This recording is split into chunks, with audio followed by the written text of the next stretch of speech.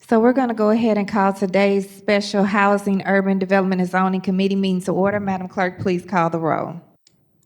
Alderman Cone. Alderwoman Schweitzer.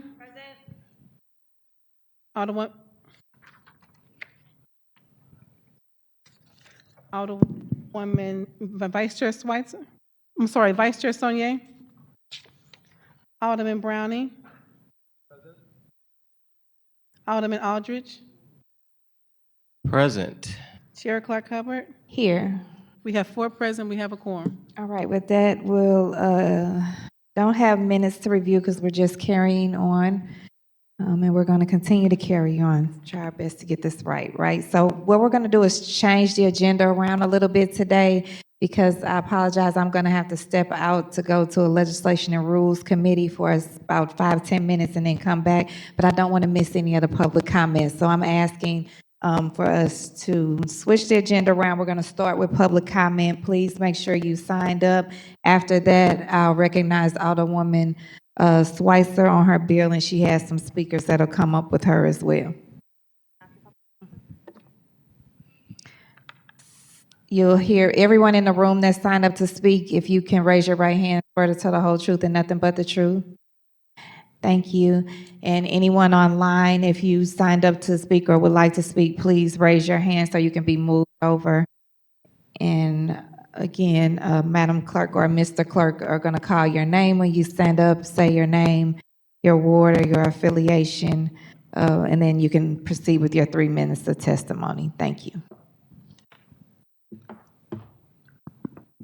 Our first speaker in the room is Matt O'Leary.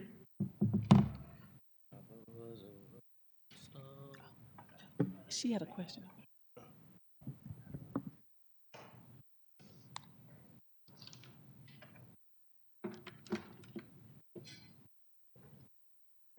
Mr. O'Leary. He's going to get him. I'm sorry, what did you say? You know. Okay.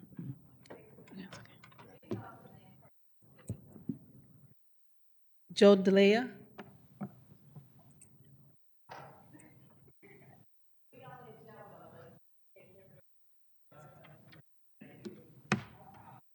Hey, Joe.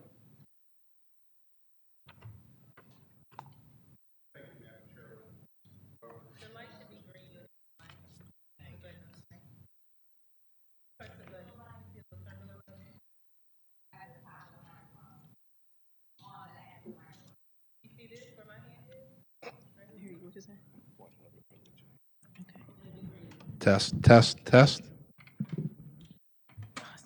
Okay.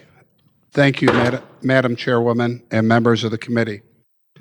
My name is Joe DeLea. I'm a businessman in both wards 4 and 6, and I'm a proponent of reasonable data center oversight. I've attended all the meetings, and it's become abundantly clear that there's some additional time needs to be studied and reviewed.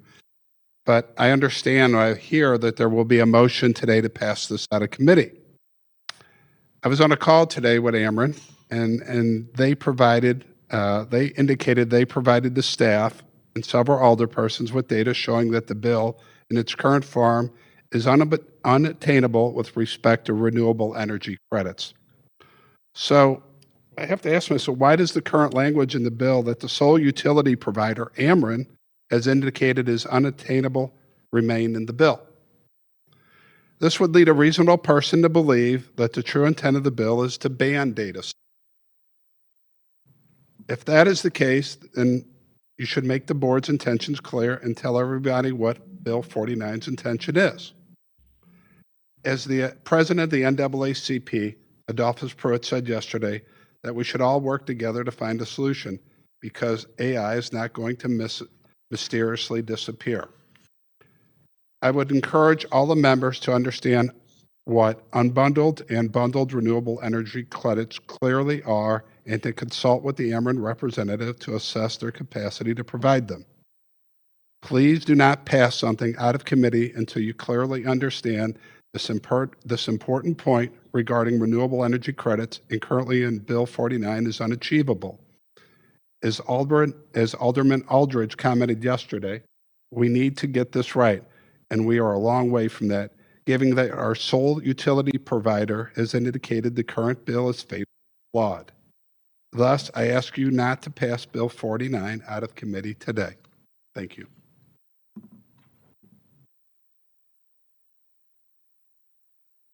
Do I need to be sworn in? I do. Thank you. Good afternoon. Thanks for the opportunity to testify again in front of this committee. I just wanted to report that after a lot of work over the last 24 hours, I represent the Washoe SID. We have come to a general agreement with the sponsor of the legislation and support Amendment 4, as well as passing out of committee. I appreciate the effort led by Alderwoman Schweitzer, as well as the rest of this committee.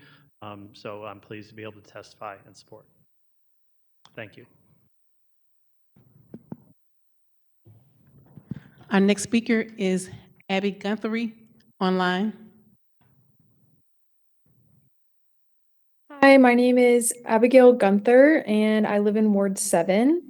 I'm just here in favor of the regulations. I do think that community consent is important, so I think they could be stronger, but I think it's more important that we get regulations in place to begin with. And as far as the renewable energy credits, I just want to push back on that and kind of emphasize what Alderwoman Schweitzer said yesterday, which is, the city wants to meet their sustainable climate goals. And if the renewable energy credits aren't available, then maybe that this kind of industry doesn't belong in our city. So, thank you. Next speaker, Lauren Fila. Hi, I'm Lauren Filla. I live in Maplewood. I'm the co-chair of Socialist Green Party Eastern Missouri. I won't reiterate what I said yesterday, but I do want to thank the work that Ann Schweitzer's done on the regulations so far, the amendment from Alderman Aldridge, and the additional bill from Alderwoman Saunier. I know this isn't a question and answer session, but I'm going to ask a question, and I'm hoping that all of you will answer it during the time that you have to comment, because we've asked it many times. And that question is, if you do believe that residents should be able to consent to a very risky facility being built near their neighborhoods. I don't want to hear the obfuscations that we heard from some of the committee yesterday comparing data centers to like the automotive industry. And this is historically unprecedented in terms of noise, sound, air pollution, energy use, and water use. So I want to hear from each person when the time is open for you to speak, if you believe that residents have a right to consent to those risks, and if you would be willing to fight for residents' right to consent to those risks, either an amendment to these regulations or into something separate at the Board of Alders, but it cannot wait until next session. It's urgent. Thank you. Our next speaker is Lewis Hamilton.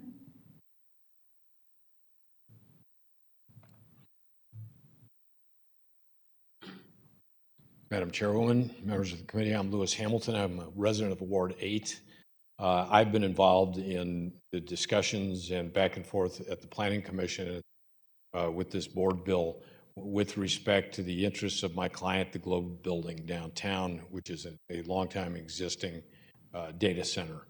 And we were concerned that the existing operators, primarily downtown, that have been in business for, in some cases, 25 years, and have operated lawfully and without any issues, that their interests not be interrupted by any new action by the city. It's taken some time to get to it, but I believe that the amendments that are going to be offered today will satisfy the concerns of my client, the Globe, and perhaps the other existing operators downtown. So I'm here to speak in favor of this bill as shall be amended by the Board of Aldermen. Thank you.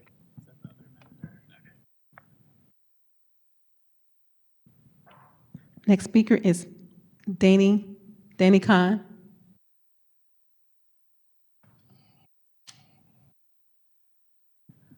Next speaker, Ryan Dybel online. Hi, can you hear me? Yes, we can hear you. My name is Brian Diebel. I live in the county, but I work in Ward 10. I was at the meeting yesterday. I'm not going to repeat myself. Um, I have this short comment. Just nobody wants these data centers in St. Louis. They are hazardous to the health of people that live near them, and they are harmful to residents as a whole. They pollute our water, our air, and create huge amounts of noise. If you have been listening to the public, you should be well aware of that. There is huge public outrage at the existence of these things, because we know what happens to the people that live near them. We don't want that for ourselves, and we don't want that for our friends and neighbors. If they must be built, which again, they do not, and no one wants them except greedy developers and those that believe they can profit off it, they must be strictly regulated. If these cannot be built with regulations that ensure our health and our environment is protected, then they shouldn't be built at all. And I would ask you to pass for Bill 49. That's it. Thank you, sir. Thank you. Henry Eubank.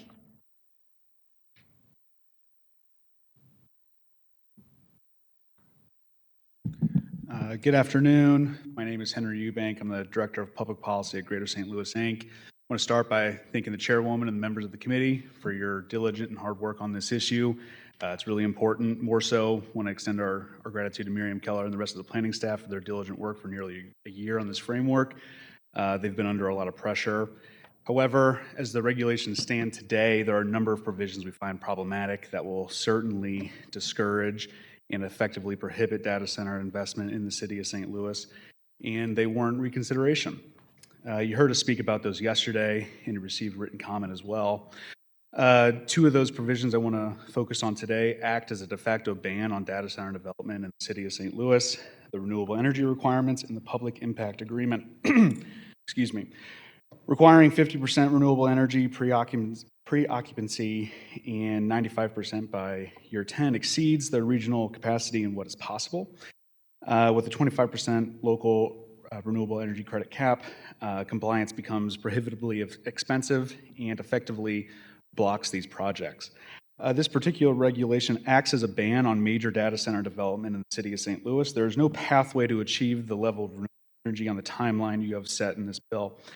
I believe that you all know this, and that is evidenced by members of the committee stating that if these projects cannot achieve these unrealistic renewable energy goals, that they are wrong for the city of St. Louis. I don't think economic development done responsibly is wrong for the city of St. Louis. While the city does not have goals on economic development or solving the financial woes plaguing city operations, enacting this renewable policy will certainly stifle the historic capital investment we're seeing occur around the country and around this state. We urge the committee to slow this process down and take the time needed to fully understand what is possible for renewable energy production. Again, as written, the unrealistic renewable energy requirement is blatant in its intention to ban major data center development in the city of St. Louis, just without being upfront about the intent. Next, the public impact agreement.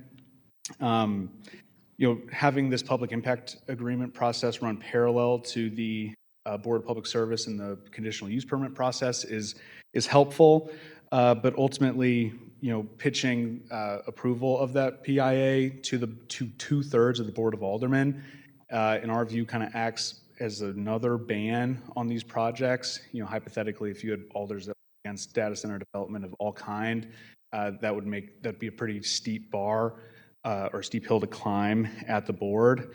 Having that PIA get approved by the Board of Public Service, where that conditional use permit is already going to be running through, might make a bit more sense.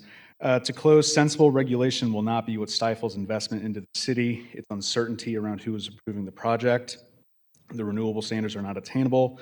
PIA offers uncertainty to the process and offers the Board of Aldermen an opportunity to veto economic development opportunities in parts of the city they do not represent. Again, I want to urge the committee to slow down with this process, take some more time for some fact finding, especially around the renewable energy. Thank you very much.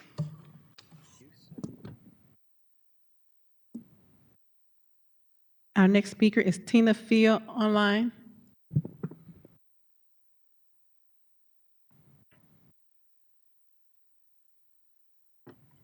Good afternoon. My name is Tina Sweet Tea Peel, and I live in the 9th Ward.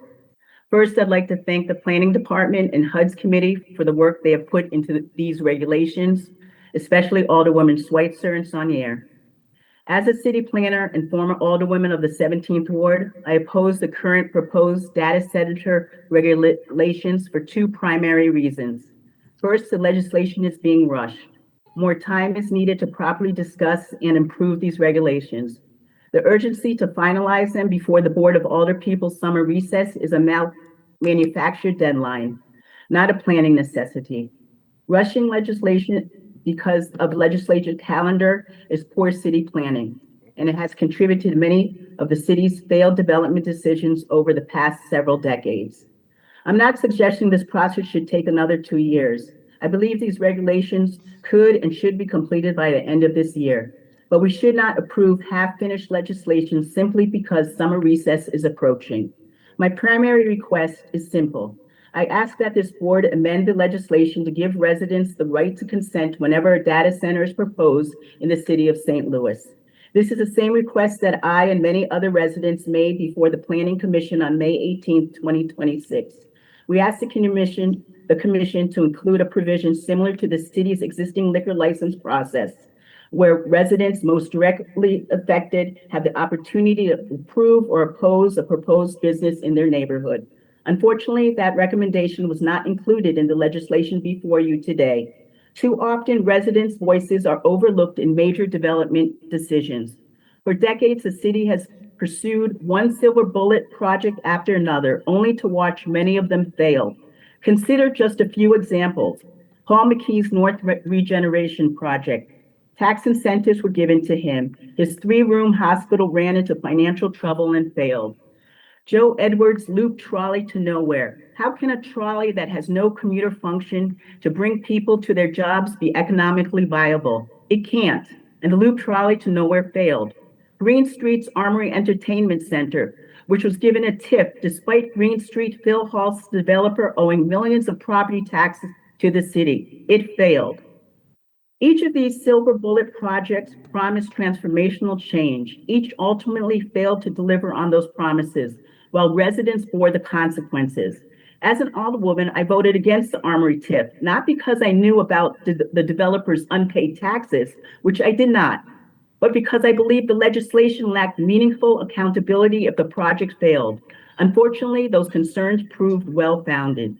These projects all share one common lesson. Large development should not move forward without meaningful public accountability and community input. Giving us citizens the right to consent would strengthen that accountability. Give the citizens a vote and a voice and see their choices work. My second concern is equity. These proposed regulations Mr. Field, concentrate future Mrs. data. Field, that's your time. I'll just finish. These proposed data centers are primarily on the north side. Please give us citizens a meaningful voice in shaping the future of our community. Thank you. Henry Robertson. Thank you. I would like to hear what Ameren's reason is why the renewable energy goals can't be met. It might have something to do with the Ameren themselves because they can make more money building nuclear and natural gas generation than renewables. I heard something in the amendments last year that caught my attention. That was unbundled RECs. And I have a history of unbundled RECs. I was a lawyer with Great Rivers Environmental Law Center. I represented environmental organizations at the PSC, trying to get the utilities to do more renewable energy efficiency. And I have a very negative opinion of unbundled RECs. You know, all electricity is like, so renewable energy certificates were invented to capture the environmental value of renewable energy. And so a company can buy renewable energy and get the REC, and that's proof that they can show the world that they're meeting whatever environmental goals they have. Unbundled RECs, however, are not sold together with the electricity that they represent. They're just floating out there in the market, being bought and sold back and forth until somebody finally buys them for the purpose of using them. They can only be used once to prove that you are buying or using renewable energy, and then they have to be retired. They go to a registry that was created to keep track of those things. But they don't really prove much. As Ms. Russell said yesterday, you can buy one for $1. So, you know, if we must go down the road of allowing unbundled RECs to be used, I would like to see that the data center be required by some mechanism to take the value of those RECs and reinvest it in new renewable energy. Otherwise, unbundled RECs count for nothing. Thank you. Mary Ellen Parmeter. Oh, yes. Hi, my name is Mary Ellen Parmenter. I'm a resident of the 5th Ward, and I am testifying in favor of greater regulations of data centers and in support of Bill 49.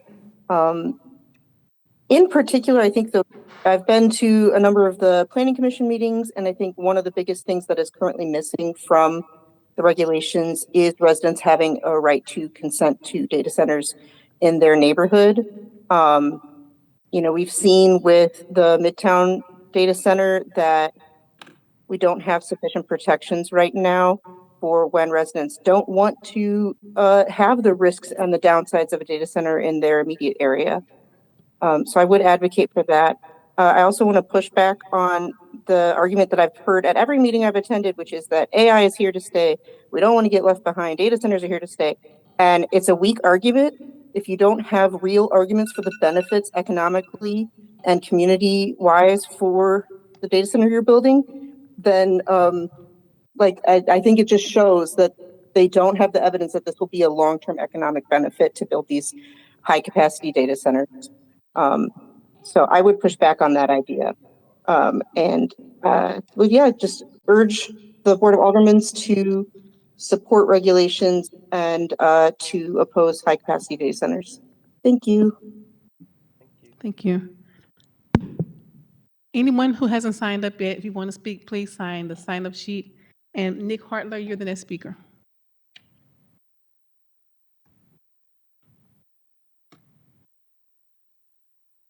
Good afternoon. My name is Nick Hartzler with Steadfast City and a First Ward resident. I won't belabor too many points. I was told yesterday that I was a terrible speaker, so I hope to do better today.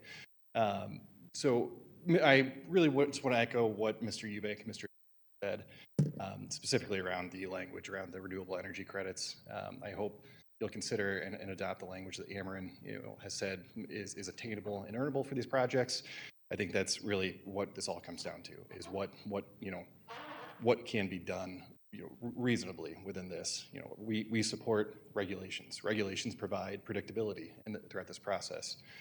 Anyone to say that we don't support regulations is wrong, misrepresenting us. So I hope you'll consider that. And then just one kind of tangential point that I do bring up that I missed an opportunity yesterday during Board Bill 55.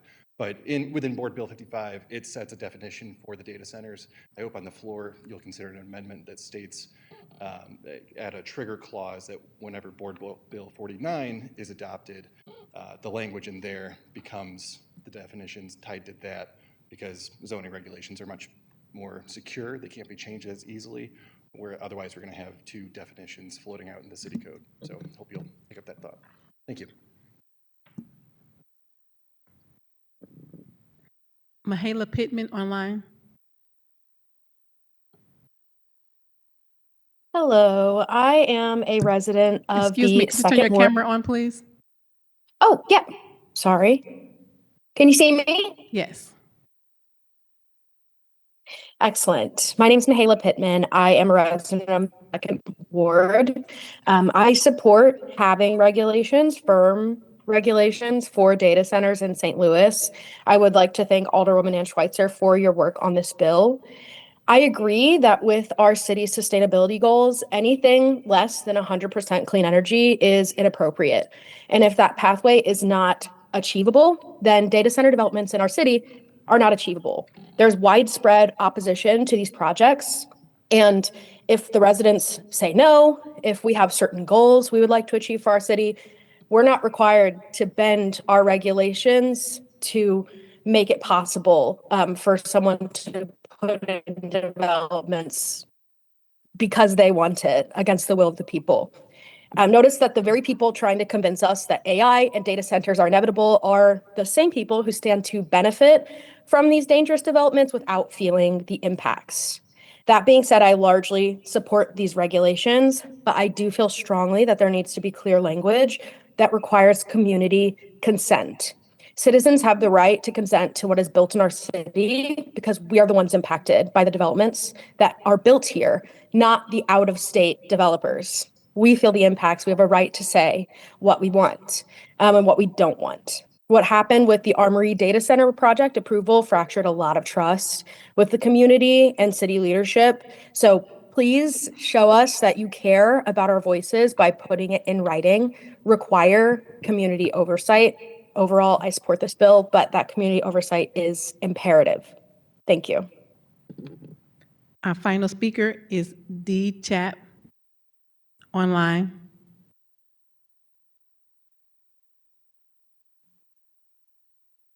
Hi, thank you for the opportunity to discuss our thoughts regarding this. I work in Ward 11 and will be directly impacted by this. I'm concerned about health and environmental, negative health and environmental effects from this. As somebody that grew up in North County and was all too aware of the health and environmental consequences of Coldwater Creek, this is something that we might not know the negative effects until years down the road, sometimes decades down the road, and want that to be considered. Additionally, the application for data centers only requires a third-party professional environmental study. It does not adequately specify credentialed, unlike the required economic impact report or the annual noise reporting. Similar regulations in Jefferson County mandate that the environmental engineer be chosen by the county as opposed to being chosen by the developers. I support the right to consent. I don't support this data center, but in the event that it does, I guess, economic development trumps quality of life, I do support these regulations. We currently have no monitoring in place for heat or noise level, and this interim bill only requires annual reporting of noise and heat. The self-reporting of heat is ripe for manipulation and misrepresentation. Right now, major data centers require a 600 feet setback from key areas. Developers and other pro-data center proponents will push to narrow it down to 300 feet, and we need to ensure that protections are in place for homes, schools, and parks. The bill currently forbids a data center that solely relies on evaporative cooling, but without specifying an actual limit. A developer could easily do 99% evaporative and 1% dry cooling and call it a day. In the event that this does have to go through, I feel like the citizens need transparency. This data center needs to abide by strict regulations, and please consider the health and environmental impacts that this will have on the citizens surrounding this. Thank you. That was our final speaker. Thank you. Alderwoman Schweitzer, do you want to?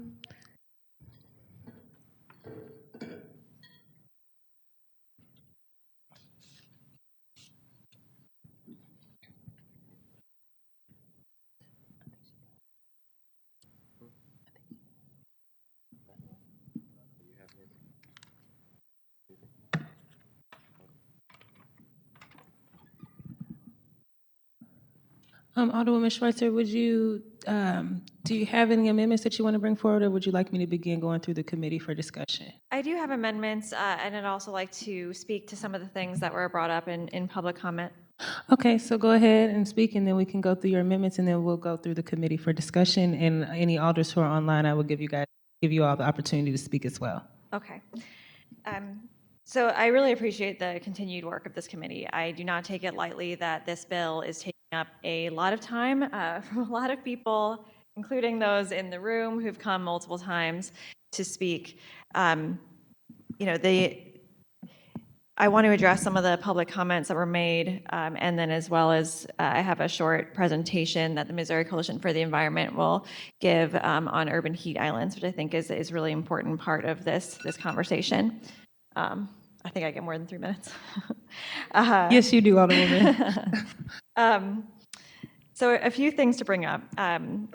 Earlier in June, the Health and Hospitals Board did meet, and that's staffed by people who work in the city health department, and then is staffed by experts in health in the field. Someone who's been involved in this conversation pointed me to that conversation that they were having, and I think it was a really helpful thing to talk about. We're not just talking about environmental concerns like we think of when we think of sustainability, or we're not just talking about sustainability when we talk about environmental concerns. We are also talking about the effects that these environmental issues have on our health as people of the city of St. Louis. So a few things that the doctors on that board discussed and really gave voice to some of the reasons why these regulations are so important. One of those things are the noise and emissions from this use, and how that can disrupt sleep patterns and cause all sorts of other issues that people will deal with in their lives, as well as the light concerns, which we've done a pretty good job addressing in the bill. But only if the regulations are in effect do we actually have things in place to deal with those concerns. The heat impacts of data centers. These are things that can be felt for great distances from data centers, and even especially in the ones that we're considering in the major category. We already know that we have a heat issue in the city of St. Louis. The Missouri Coalition for the Environment is going to give some information on that current issue as it stands, and then how it stands to be exacerbated by the approval of many more data centers in the city of St. Louis. I think it's really important for us to take that in, especially as we've seen heat and the temperatures just dramatically increase over time, and we are expecting it to continue to happen if we do nothing. But if we are adding this kind of use or proliferating this kind of use in the city of St. Louis, we should expect it to increase much more dramatically. So we need to have these strong regulations in place to address many of these things, these health concerns, which I feel like I haven't done enough to explain. It's not just sustainability, but it's also how the environmental triggers here affect our health. We don't really know the long-term effects of this industry, especially the larger energy users that are being considered in the standard and major definitions of data centers. And once we open the door, we're going to have that door open. These regulations really allow continuous operation, and so that's something that's really important to make sure that we are thoughtful at this time. The comments made yesterday by Ms. Killaus representing the Locust Business District, I think, were others that really explained why these regulations on standard, especially on standard and major data centers, are so important. They are negotiating for their business district with this building and this use that doesn't have to follow the regulations that are in front of us today. They're doing a good job being a good neighbor, according to Ms. Killaus so far.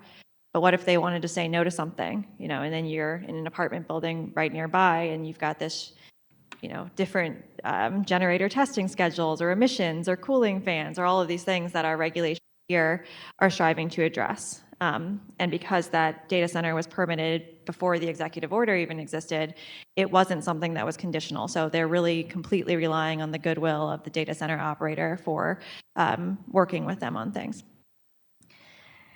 I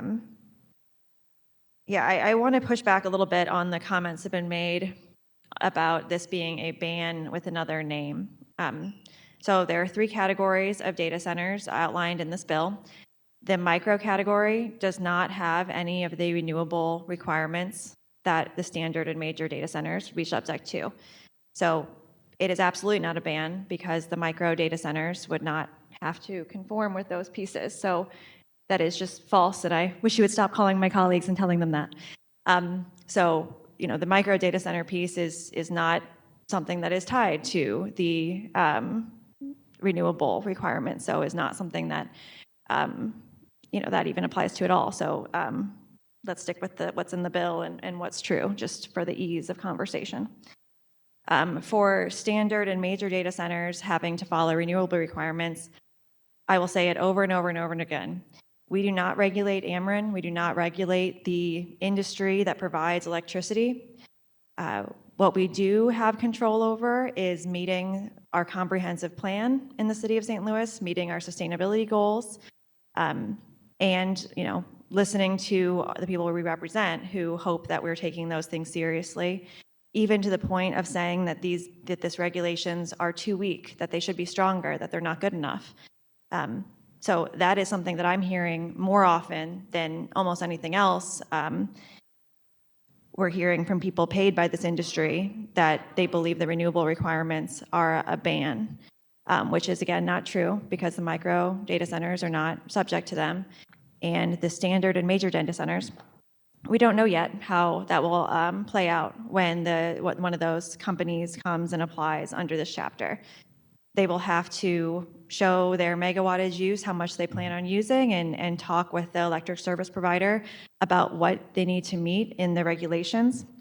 And if at that time the electric service provider says they can't do it, then that is the conversation that they're having with the electric service provider. What I think is possible is that there will only be so many of these that can happen under these regulations. And I think that's okay, because I don't think the people of St. Louis want to see a proliferation of this industry that is unchecked.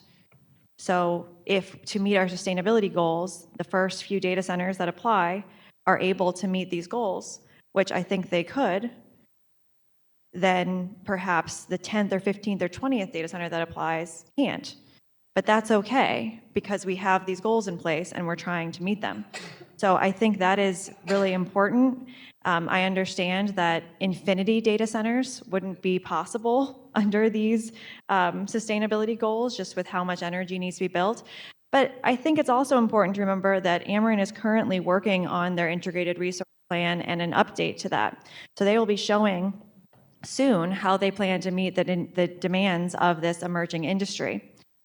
This is an industry that, regardless of whether it's renewable power generation, nuclear, or natural gas, it will need more power generation will need to be built across the grid in order to meet the demands of this industry. And so I think that that is something that needs to be part of the conversation as well, whether that's renewable, nuclear, or a gas. That's not really up to us. What's up to us is being able to follow the provisions of our sustainability plan. That is all that is up to us. So I just think that that is really important and needs to be part of the conversation. With that, I would like to turn it over to Elise Schaefer to talk more about the heat island impacts. So that can be something that is on the record for our committee's consideration.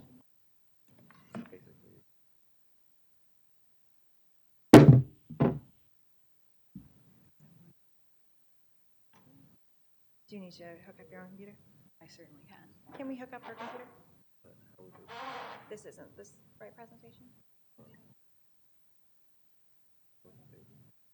You're fine.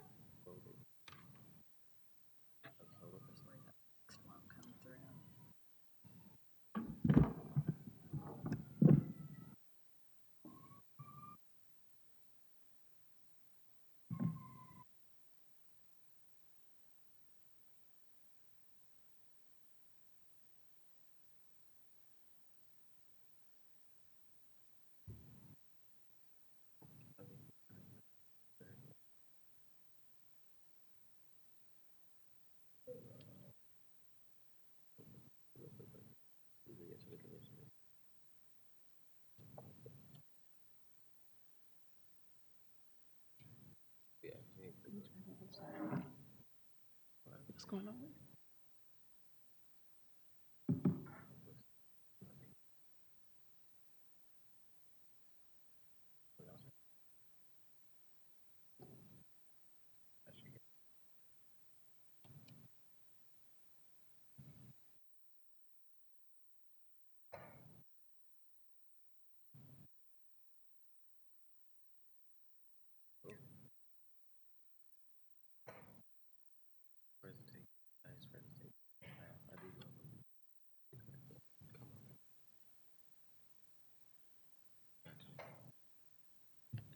Wonderful. Thank you so much, Madam Clerk. And thank you, Alderwoman Schweitzer, for inviting me to speak on this issue. Thank you again, Vice Chair Saunier and members of the committee. I know you've heard a lot on this topic, and I will try to be as brief as possible. For those who don't know me, my name is Elise Schaefer, and I am here with Missouri Coalition for the Environment. We're a legislative advocacy organization fighting for environmental issues that impact people across the state of Missouri. And I feel very lucky to work specifically in the city of St. Louis as well as in Jefferson City. Madam Clerk, if we could go to the next slide. So the Alderwoman wanted me to address specifically the issue of the urban heat island in St. Louis. And this map shows you a snapshot from a few years ago, illustrating what the urban heat island is. And it's very simply put, the fact that the city is hotter than the surrounding areas. So this image shows you about a 10-degree temperature differential between the city of St. Louis and the surrounding rural areas. And if we can go to the next slide, we can talk about some of the reasons why that differential exists.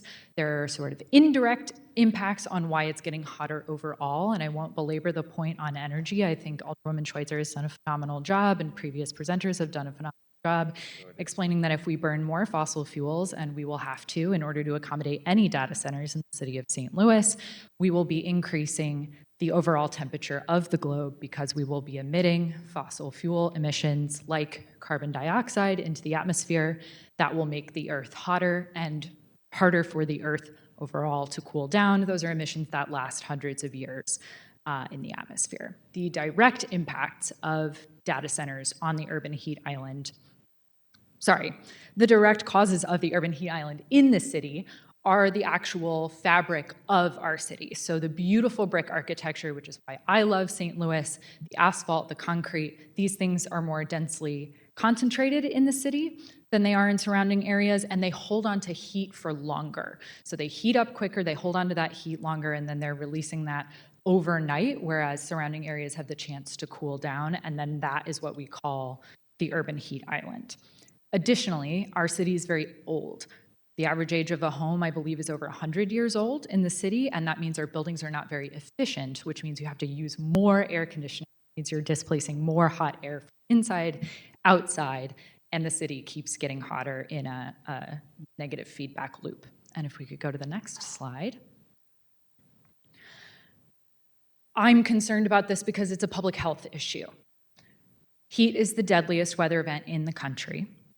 It kills more people than tornadoes, earthquakes, hurricanes. It is extremely serious. And if we are concerned about the health and well-being of residents of the city of St. Louis, we have to be concerned about heat, and we have to understand the impact that data centers will have on increasing temperatures in the city. And if we could go to the next slide, please. So our heat island impacts, and I think we can go one more, due to data centers. I will preface this section by saying that data centers are extremely new, and therefore the research is, so I'm relying specifically on a couple specific papers. But I wanted to first talk about land surface temperature, because temperature is measured both on the land and in the air. And research has shown definitively that data centers are increasing the temperature by 4 degrees Fahrenheit on average within 10 kilometers of a given data center. The setbacks in this bill that are being asked for are 300 feet for standard data centers and 600 feet for major data centers. They will not be good enough setbacks to avoid this impact on residential neighborhoods in the city of St. Louis, or for that matter, on any neighborhood in the city of St. Louis. And if we could go to the next slide. Looking at air temperature, this was a paper that was a specific case study in Mesa, Arizona, outside of Phoenix, looking at a data center that would fall into the current regulation standard category, and it was emitting the same amount of heat as approximately 40,000 households. And if we could go to the next slide. That paper also looked at and found an even wider range of heat impacts. So again, a 4-degree increase in temperatures around a data center, and the impacts were felt within 1,600 feet. So again, much farther than the current regulations go are where these impacts are going to be felt. And if we could go to my next slide, Just to kind of put a fine point on this whole issue, here in St. Louis, we have seen the number of 100-degree days double over the past 30 years.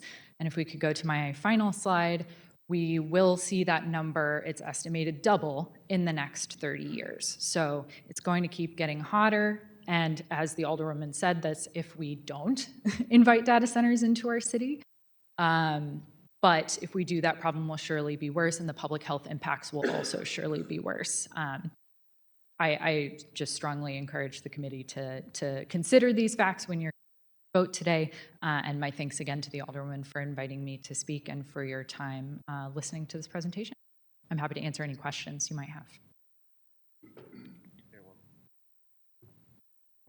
Thank you. We can go through through the committee, and I think there are some alders online now too, if there are any specific questions for specifically you or the Alderwoman. Great, thanks, Vice Chair. No problem. Alderman Cone? No? Alderwoman, I'm gonna go through committee and then come to the rest of the alders online. Alderman Browning? Thank you, Ms. Schaefer. I really appreciate the presentation and the information. I think the people that are saying we don't need to pass these regulations now, that we wait, are both ignoring the timeline that we've been on, which is that we've had 3 planning commission meetings, at least 3, and lots of public comment, and now this is the 3rd committee meeting. I think we should pass these as soon as possible because we've already seen something that could be described as a large or even hyperscale data center approved by our Board of Public Service, which I don't think I'm surprising anybody when I say that I think they made the wrong decision there. I expressed as much when they made that decision. And we are now finding out the effects of these large data centers in our city. And, you know, I think we all wrestle with this as decision makers at our city, that the decisions we make today, how are they going to look 20, 30 years from now? Because we can easily look back 20, 30 years ago and see the wrong decisions we've made and how it's affected our residents in our city. And this is one of those topics where I don't think I'm going to regret putting in place as strong of regulations as possible, because as that information showed, the number of 100-degree days doubling and set to double again. I wonder how many people in this room know somebody who's died from heat. I do. I've had ward constituents die from heat. It's awful to hear that news. It's awful to have to talk to their family members and know they lost someone because they were sitting alone in their house and didn't have air conditioning, which if you've knocked doors in our city, you know there's a lot of places in our city that don't have air conditioning. So these are decisions that we're having to make that really do have very real effects on people in this city. And I understand how easy it is to get dollar signs in our eyes and think that we found the next solution for the city. But if we're not making those decisions and with respect to the most valuable asset our city has, which is our people, then I don't think that we're making, you know, we're not giving this the diligence it deserves. I guess my question for you, Ms. Schaefer, is that you come from this from an environmental perspective, and you're not hiding that. You're being very clear about your perspective on this, but knowing that all of these things interact with each other, is it your thought that micro data centers are the main threat here when it comes to rising temperatures, or is there a distinction to be made between the size and the scale of these? There's absolutely a distinction that should be made, and I think that that distinction is well addressed by the bill. One of the papers, and I'm happy to share both or either of those with any of the committee members who are interested or any of your colleagues if this makes it to the full board, but we're seeing those impacts, like I said, at that 30 megawatt threshold, so I think that that was very wisely chosen. The much smaller sites that can be contained simply don't put off as much heat. And therefore should be regulated differently. Absolutely. Thank you. And I agree. I think that these regulations very thoughtfully understand the nuance to this issue and really try to split the difference while at the same time protecting the residents of this city. So I appreciate your time today. Alderman Aldridge. Thank you, Vice Chair. Thank you for being here. I'll save my question around the data center part later, but appreciate the work that you do, and thankful for the angle that you're coming at this with to try to figure out a solution. So I appreciate your leadership. Thanks, Alderman. I appreciated the presentation as well. I thought it was good information. I think it's important to keep the impacts that this will have on people and their quality of life in context, and I think your presentation was helpful, so thank you for that.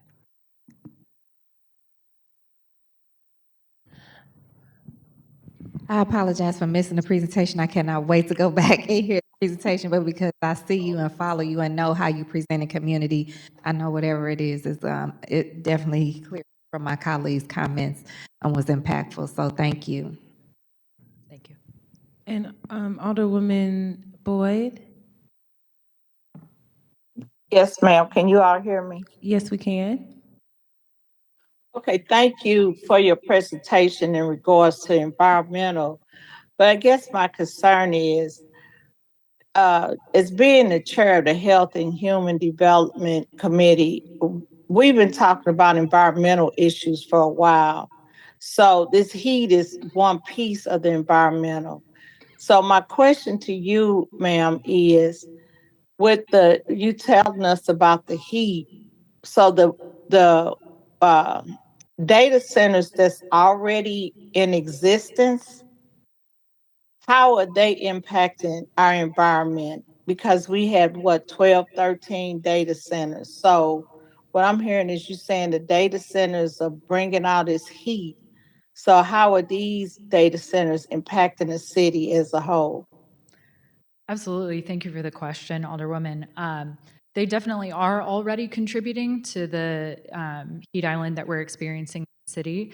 I believe the data centers that we have in the city right now are of much, much, much smaller scale, to Alderman Browning's question, than the ones that are most heavily regulated in this bill. So the worst impact would happen with the largest data centers. So the ones that are in that 5-10 megawatt range simply aren't putting out as much heat because they're not using as much energy and they're not using as much equipment as the larger facilities. And those are the ones that will put out more heat and exacerbate the problem most. And so as far as environment, I guess I'm concerned because nobody is looking at the environment as a whole. For example, COVID, that was environmental. Nobody saw the urgency to address that environment danger within our city. The tornado, nobody saw the environmental issues in that part. So I guess what I'm saying is, I understand her looking at after the fact because the cow is out, the gate is closed. I understand that. But I think people need to be careful because as a city, we have impacted our residents for a long time environmentally. And it just seems to me it's just certain things that they bring experts to talk about how it's impacting our citizens. Yeah, I do have citizens in my community that have been impacted with no air. But I also have residents in my community that have been impacted by cancer, by asthma, and the COVID, because our numbers are higher, infant immortality, because of environmental issues. And so it's not that I'm saying I'm totally want to agree with this bill, but I'm saying we need to be careful when we start putting this information out to put fear into our city when there's other things people are ignoring in certain communities and they don't get this attention as this is getting now. But thank you for bringing that up, and I appreciate it. But I just think we need to look as a city as a whole in regards to impacting our citizens. Thank you. Well, and if I may, Chairwoman and Alderwoman, address some of those concerns. I don't think the cow's out of the pasture yet, and adding more greenhouse gas emissions with these standard and large data centers will only exacerbate a host of environmental issues Alderwoman brought up, natural disasters like tornadoes included, asthma included, and I would encourage you to take all of those things into account when considering today. Thank you so much.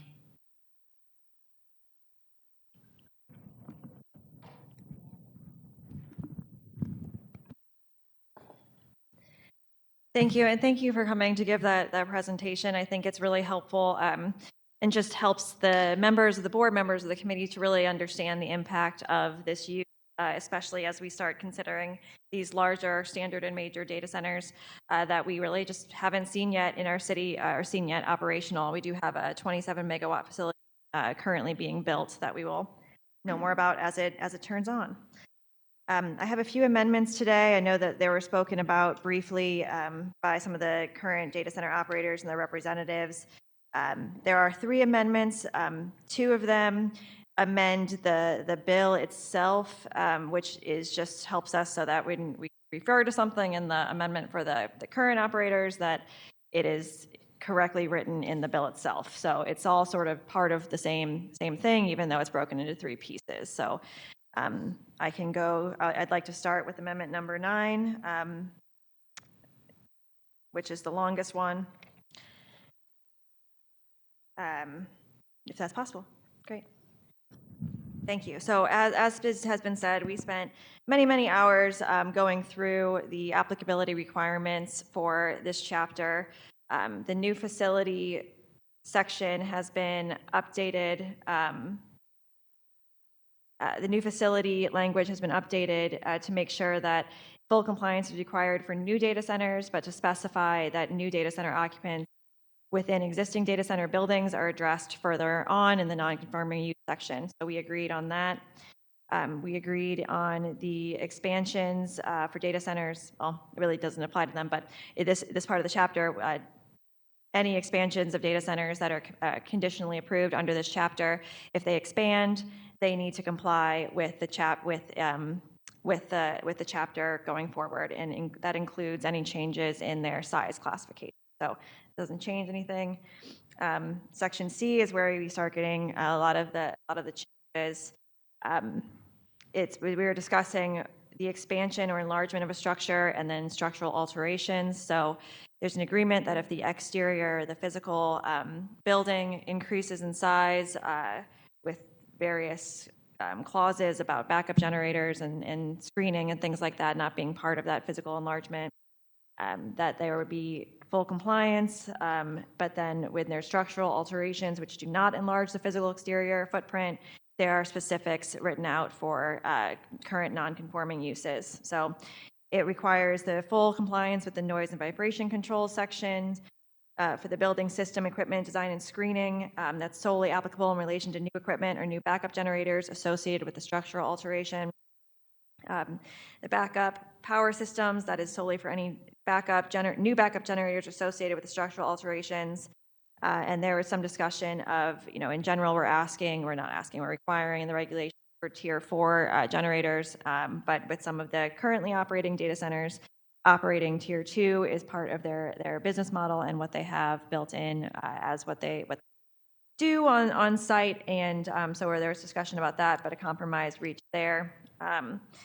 We have full compliance with electronic waste disposal requirements, the PUE, that is requirements in the bill with these current data center operators not planning for having those PUE thresholds. We have instead had a goal as 1.35 or better, and that they have to submit reports of the facility's peak PUE and for the preceding year and annualized PUE by May 1st each year. if possible. One of the currently operating facilities is in a situation where they have data centers as tenants and don't necessarily receive all of that information from their tenants. So that makes it harder for them and nearly impossible to submit that information. We have some of them have goals for renewable energy, so asking, even if they do or do not have goals, that they would be submitting the scope, schedule, and budget for the implementation of the voluntary renewable energy uses. And then specifies that the currently operating, the non-conforming data centers have no minimal renewable energy requirement. Again, that goes back to, they have this grandfathered use and already have contracts in place, and wanting to make that clear for them. Then it goes into the reporting requirements, and then that when those reporting requirements are triggered related to the structural alterations, and that they would be resubmitting their renewable energy use in lieu, or may submit that in lieu of the renewable energy requirements required for the facilities. Then it goes into if a new structure is constructed for vibration, heat, and noise abatement of the new backup generators, that would not be considered an expansion or enlargement, that would be a structural alteration. We do have some language in here that was recommended in Planning Commission and in previous parts of current parts of the bill regarding the type of material that's used, so that you don't end up with a screen that is alongside of a building that doesn't match or that is not compatible with the neighborhood and ends up looking or being something that is not desired by the surrounding use. So that is laid out here. Section D goes into the existing non-conforming uses and or non-conforming structures and previously approved facilities.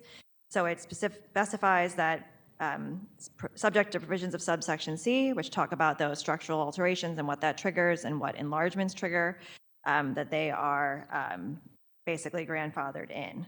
So it specifies that new backup generators are not considered an enlargement, including rooftop dunnage, which is very important. That's like a support for generators on the roof, which is very important to one of the downtown operators.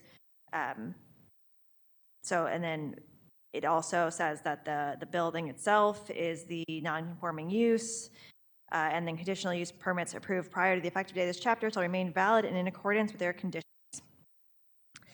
So that is what it does, and I think if desired, it may be appropriate to have one of the current operators speak again on their support of this, but as you heard, everyone agreed and is happy with the language where it landed.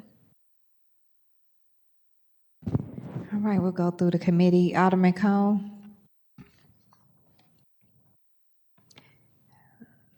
I want to make sure. Madam Clerk, is Alderman Cone still on, or does he have the amendment? He is on, Chair. Alderman Browning. Thank you, Alderwoman. So this amendment is meant to address existing data centers in the city. Right. I mean, it does specify some things for the new facilities and expansions, and it's about the applicability. So the majority of the time that we spent on this was the expansions of existing non-conforming structures and the existing non-conforming uses and previously approved structures. So if there's a current facility and it's going to expand, and I think that was a concern that was been brought up to many of us as we've been going through this process, these regulations in this amendment are meant to coordinate with those existing data centers and figure out a path forward to make sure that we're not making them completely non-compliant with these regulations, but at the same time making sure that if they do expand, they're doing so in a way that protects the environment around them. Yeah, so that's a great question. So there's different language in this amendment that triggers certain levels of compliance. If they add a floor to their building, for example, in an enlargement in that way, then full compliance is triggered with the regulations. If they make a structural alteration, there are requirements that are triggered as well. Those are laid out in subsection C, or in section C rather. So it is written in a way that makes it clear which work, if certain work happens, then what happens in terms of how they must comply. and specifically thinking of the data center over on Locust, if they were to add like an exterior fuel tank, is that something that's addressed by one of these other amendments, or is that addressed by this amendment, that how that would have to be screened and built? Right. So we do have a future amendment that talks about fuel storage, masonry screening. We have it in our bill now for the fuel storage needs to have masonry screening.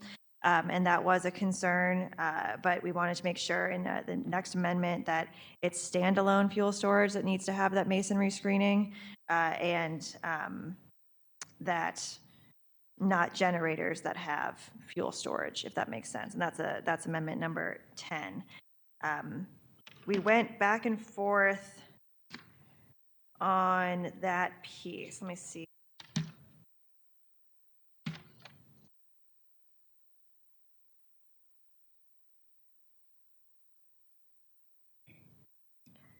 I don't believe that we're counting that as an enlargement.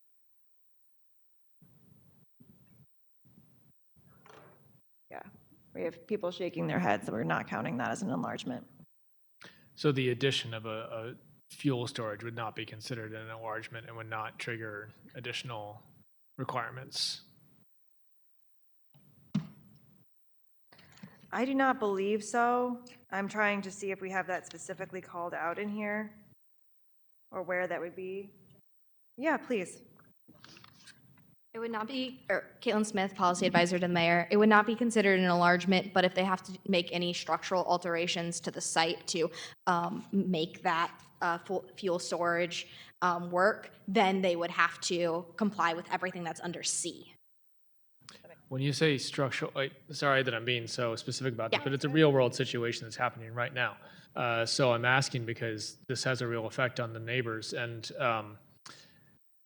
so what does that mean, a structural improvement? Because like the addition of a fuel tank, I would consider that to be a new structure.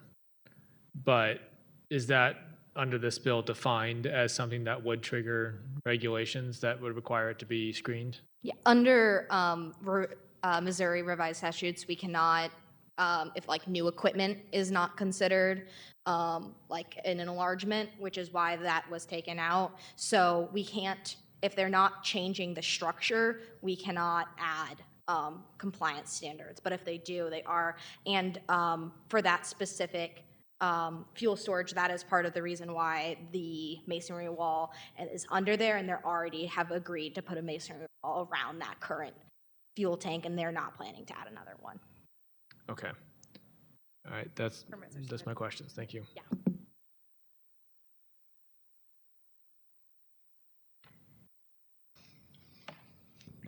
Alderman Aldridge. Thank you, Madam Chair, members of the committee. Thank you, Alderwoman, for bringing this forward and working with the existing data centers.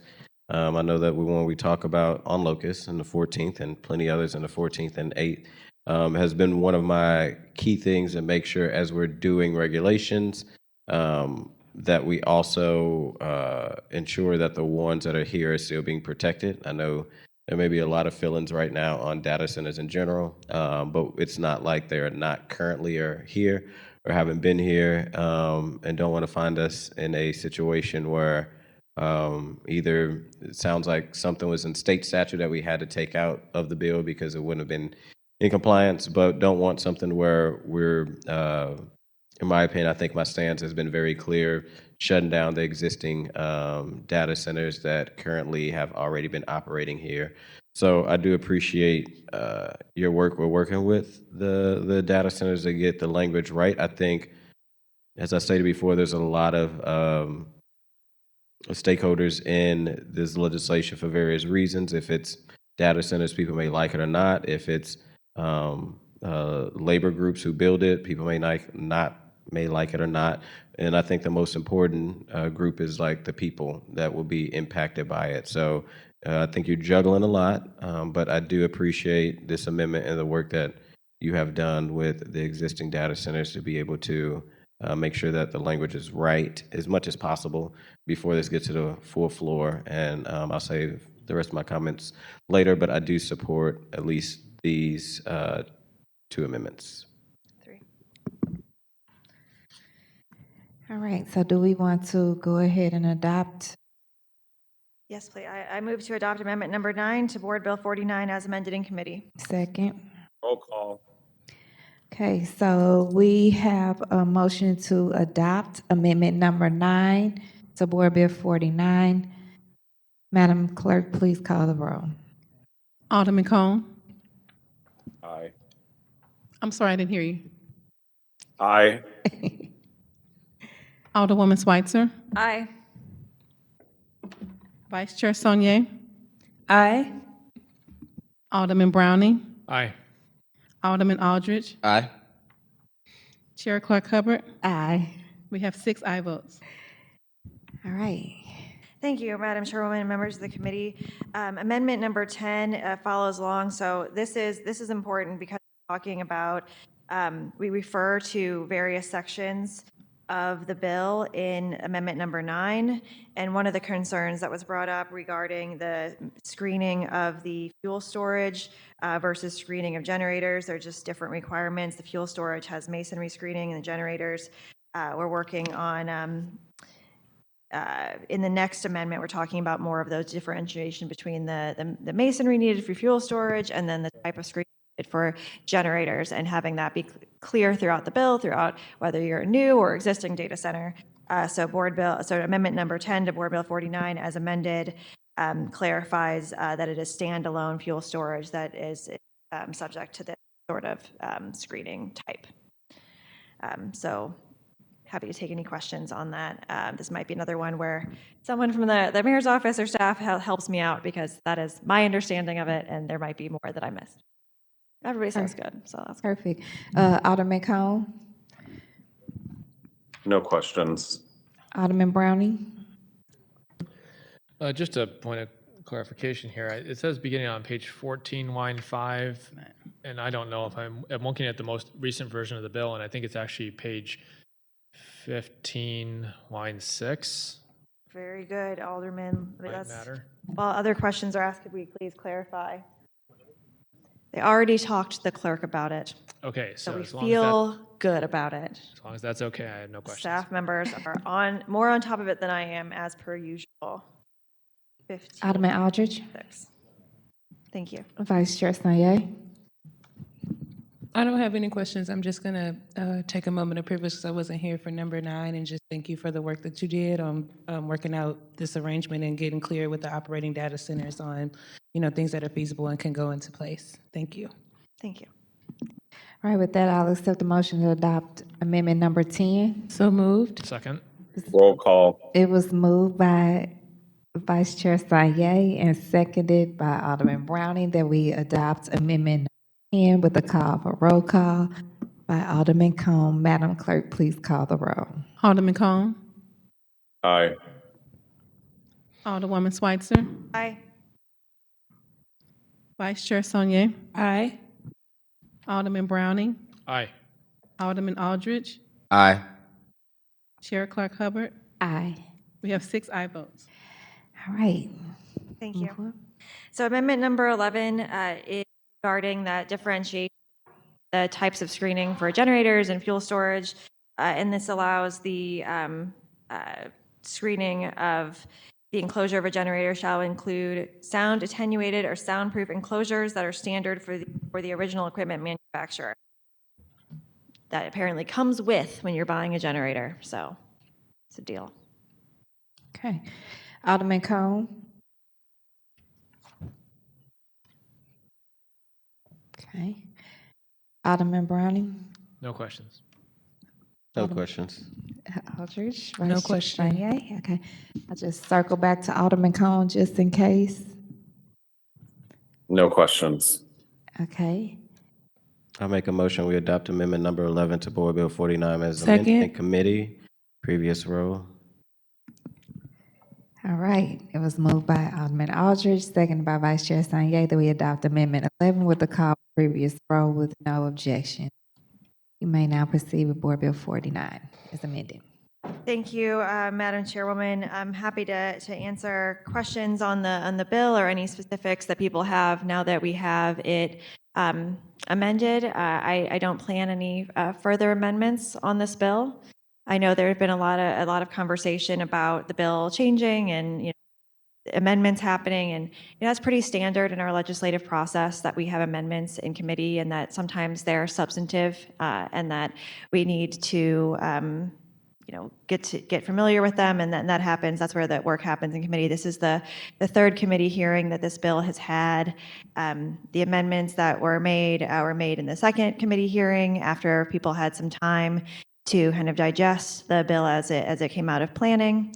All the amendments that I've made so far, we've discussed and were flagged for the committee during that first hearing.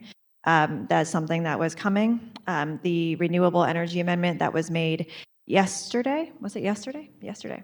That was an amendment that did slightly lessen the renewable requirements. It cut the renewable requirements in half for entry into the market, which I think is quite significant. And then also added language for the ability to have extra time at the 5-year mark, and specified how the unbundled and bundled RECs work. Some of that language in the definitions would trigger definition changes, so we would know what bundled and unbundled RECs would mean in this case, and how that the project could most easily take what they are required to do in order to operate in the city of St. Louis and bring it to the electric service provider and see if that project would be able to have that energy available. And besides that, the other big amendment was the one that we adopted today that did take a lot of time and negotiation to get to where we landed. And so again, I don't plan on making any further amendments to the bill. And this is the bill that's in front of us today that I'm hoping does pass at the Board of Aldermen. So I'm happy to take any questions now and hear from members of the committee on any concerns. Hey, Alderman Cone.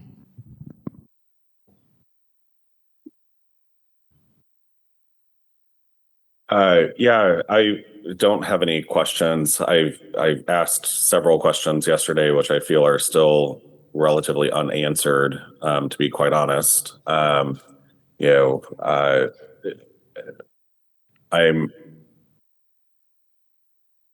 understanding that there has been a considerable amount of time put in at the Planning Commission level with respect to the policies that we're discussing. But this board bill was just introduced less than 2 weeks ago. The planning department is not part of the legislative branch of government, affording our colleagues the opportunity to have the same ample conversations that have been taking place at the Planning Commission level, which we do have 2 representatives on this committee that sit there on planning, I think is important. And I think also having an opportunity to digest amendments, with more than 24 hours is certainly something that I've always tried to, permit in my process as a legislator down here at the Board of Aldermen. I've continued to receive feedback and questions around some of the changes that were made even yesterday, that people haven't had the opportunity to really digest. We had 6 or 8 amendments before us yesterday, and then another 3 today, that I think are worthy of continued discussion. I think that, everyone I've talked to, certainly on the committee, is very much in favor of, having regulations and, trying to address community concerns, advocacy concerns, environmental concerns, following the law, as it's defined within planning and zoning and, other state statutes that might be related. I have concerns around how some of this legislation also probably, includes things that are already built into the building code that, how are we going to change the building code and this ordinance moving forward if we need to change it moving forward? When we're adopting changes to zoning, it's a little bit more intensive in terms of the process that it has to go through. And so I certainly would appreciate more time to be able to have these conversations. I've had conversations with the president's office. I've had conversations with members of this committee. It seems like everyone is willing to accommodate and work through these, concerns, and even to the point where scheduling additional meetings, including this one this afternoon on very much short notice, basically the 24-hour requirement that we need to post meetings. So, I certainly would appreciate having additional time to have those conversations. It seems like everyone keeps coming to the table and, wanting to continue to have these conversations, but they're very rushed. They're not very thoughtful. I mean, even in the presentation of amendments raised today, the sponsor of the amendments, had to rely upon a person from the mayor's office. And when I spoke with the mayor's office earlier this afternoon, they didn't take a position on the amendments or the bill one way or the other. And so I'm a little perplexed as to how we have mayoral staff handing out amendments, drafting amendments, et cetera, but we're not getting clarification as to whether or not the mayor's office is supportive of those same amendments. It's just absolutely perplexing to me that we're not taking the time to actually have those deliberative conversations as part of the legislative process. I understand. I've been on the planning commission for the better part of my 17 years down here, and I understand how these processes work. But the planning department and the planning commission are not part of our legislative process. And so affording our colleagues the same opportunity that the two members of the planning commission that are, ex officio members because they're part of the Board of Aldermen, giving our colleagues the same opportunity. I'm not saying it has to take it, as long, but this is literally less than 2 weeks at this point, and it's very frustrating that we are not taking the time to connect with various entities, colleagues, even the city councilor's office. I haven't even had the opportunity to have a conversation with the city councilor's office about some of these amendments either. So it's, very haphazard, in my opinion, when you have, 11 amendments that are proposed within a 48-hour period. And, I mean, yesterday's meeting was just a sight to behold. And so I would kindly ask that we give this some more time. If not, I will have to unfortunately vote present on this, even though I very much support regulations for data centers. I just think, we need to make sure that we're doing it correctly and addressing as many concerns as we possibly can. The committee is where that work is supposed to happen. It's not supposed to happen on the floor before perfection. That's a really poor way to do that, because you can't have folks from the various departments that have to administer these rules and regulations, or the city councilor's office can't testify and provide their perspective either. There's so many different things that we should be doing to check off appropriate boxes to make sure that we're passing legislation that's going to pass muster. I mean, this body continues to do this. Another example was short-term rentals. We're still in a kind of holding pattern 2 years later after short-term rentals because we didn't pass the correct legislation. And it's being tied up in courts. And I don't think that that's fair to our constituents. I don't think it's fair to the city. I don't think it's fair to city departments. And I would kindly ask for more time and consideration to have those discussions and make sure that we're legislating appropriately. Thank you. I'll address some of those things when it gets to me. Alderman Browning. And I'll let you address that, Chairwoman. I was wondering if I could ask some questions of the planning staff, Miriam, or I think.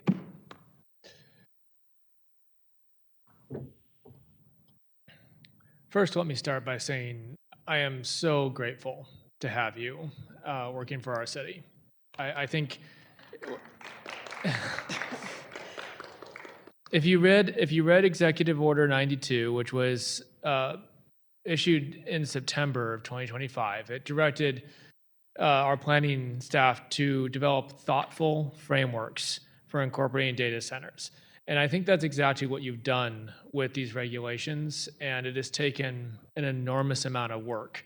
And so I want to just acknowledge that first, to say that I really appreciate the thoughtfulness that has gone into this, because you are trying to walk a very narrow line. But everything I can read in this bill seems to be done to protect the people of this city, with the idea that this industry is something that is necessary in some ways. In some places, it can be beneficial, and understanding that, but putting people first. And that's really how I try to handle the job as well. So I really appreciate that approach. My question for you is one that has been a hot topic, which is the idea of consent, of community consent, and allowing people to use a Platinum petition type process to allow or deny a data center in their specific area. I know that was looked at as part of this process, and I know I've asked you this question before, but I was wondering, since we're going to be voting on this today, if you could let us know just exactly what went into those conversations and the conclusion that was come to. Yeah, we did research it to the best of our ability. I think number one, I am 100% sympathetic to the public's desire to have a tool like that. It's something we see communities across the country calling for. There isn't yet a city that's adopted that as part of their zoning regulations.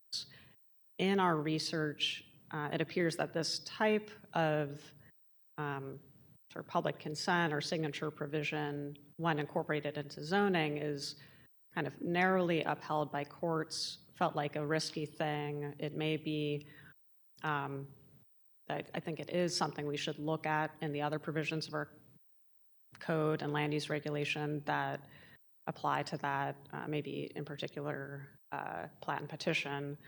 And so I think between the protections built into the standards and just that it felt like a gray area and something that, again, just didn't feel strong. I also appreciate that